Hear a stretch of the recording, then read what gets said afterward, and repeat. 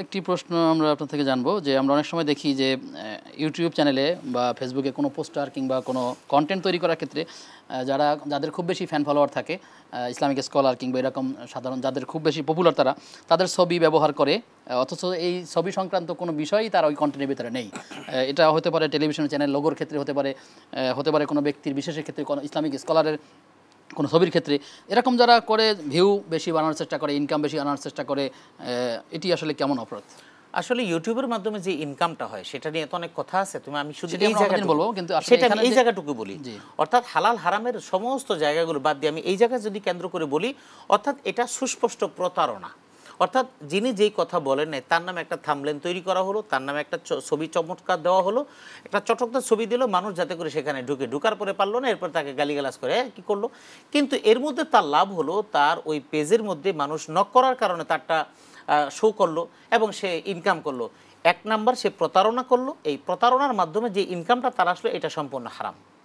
আচ্ছা আচ্ছা, সেক্ষেত্রে প্রশ্ন আসছে সালাত সংক্রান্ত, যে ফরজ সালাতের পর অনেক মানুষকে দেখা যায় যে নিজের হাত মাথায় বুলিয়ে কি জন্য পড়ে, এই কি পড়তে হয়, এটা পড়া শরীয়সম্মত কিনা যদি আমাদেরকে এটার ব্যাপারে কেউ আছে যে আল্লাহুম্মা আইন্নি আলা যিকরিকা ওয়া শুকরিকা ওয়া হুসনি ইবাদাতিক, এটা বলে মাথায় রেখে, কেউ আবার মাথায় হাত রেখে আয়াতুল কুরসি পড়ে।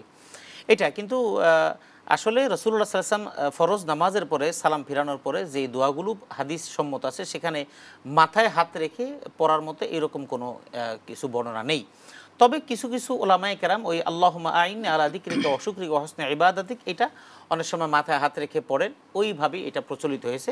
রাসূলুল্লাহর কোনো সুন্নাহ আমল দ্বারা এটা আমরা পাইনি। জি জি, সর্বশেষ প্রশ্ন, যে সাম্প্রতিক সময় যে আন্দোলন হয়ে গেল, এখানে অনেক মানুষ নিহত হয়েছে, সেই নিহত পরিবারদেরকে আর্থিক সহায়তা প্রদান করা এবং সেই সাথে যারা চিকিৎসাধীন এখন আছেন বিভিন্ন মেডিকেলে, তাদেরকে কর্মসংস্থানের ব্যবস্থা করা বা চিকিৎসার ব্যবস্থা করা, এটা আসলে অর্থনৈতিকভাবে তাদের পাশে গিয়ে দাঁড়ানো কী ধরনের রকম সওয়াবের অংশীদার হতে পারবে একজন মানুষ? খুব ছোট্ট করে আমাদের। হ্যাঁ, সওয়াবের অংশীদার মানে কি, আসলে এই মুহূর্তে এই কাজটাই বেশি করা দরকার।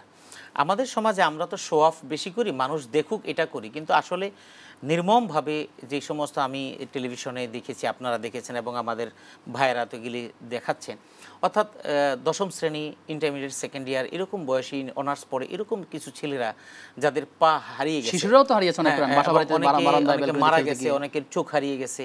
তো বাচ্চারা যখন বলে যে আমি তো, আমার কাছে মনে হয় পা আছে, কিন্তু যখন নাকি আমি হাত দিই তখন আমার পা নেই, এটা চিন্তা করলে আমার কলিজা ফেটে যায়। তো এই মুহূর্তে এই মানুষগুলোর পাশে দাঁড়ানো, তাদেরকে অর্থনৈতিকভাবে সাহায্য করা, তার চিকিৎসার ব্যবস্থা গ্রহণ করা, এটা অনেক বড় সওয়াবের কাজ। এটা কল্পনাতীত একটা মানবিক কাজে সহায়তা করা।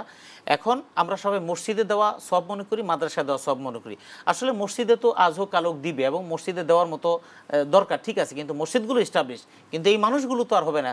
আপনি এই মুহূর্তে মসজিদগুলো যা আছে চলবে, এটাকে বাদ দিয়ে এখন আগে এই মানুষগুলোর পাশে দাঁড়ানো সবচেয়ে বড় দায়িত্ব। মানবিক প্রয়োজনগুলো পূরণ করা সবচেয়ে বড় দায়িত্ব। যে আল্লাহ তাআলা আমাদেরকে এমন ভালো কাজের সাথে শামিল হওয়ার তৌফিক দান করুন। আপনাকে ধন্যবাদ জানিয়ে আপনার থেকে বিদায় নিচ্ছি।